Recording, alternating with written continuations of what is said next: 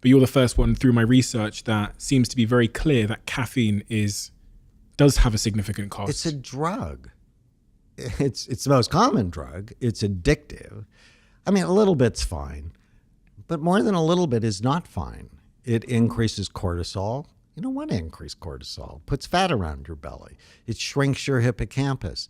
But, the reason I started really paying attention to it is on SPECT, the study I do, which is a blood flow study.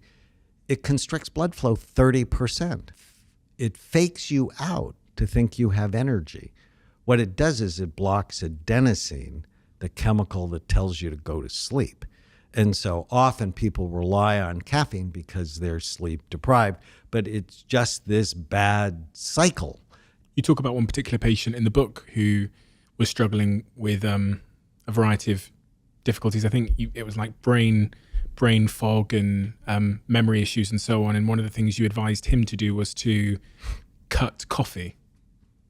Jeff, yeah. Jeff. I remember Jeff. He was a pilot, and I live on caffeine. And I'm like, you got to get rid of it because his brain looked terrible. His brain looked terrible? His brain looked terrible. We cut it down by 5% a day. So 3 weeks it was gone. He didn't have any withdrawal, didn't have any headaches. And he's like texting me, unbelievable energy, unbelievable clarity. And it's a drug.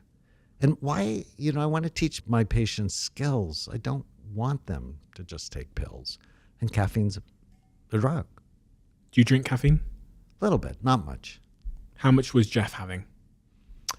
Jeff was having about 600 milligrams a day. Jesus. Which is 2 venti Starbucks.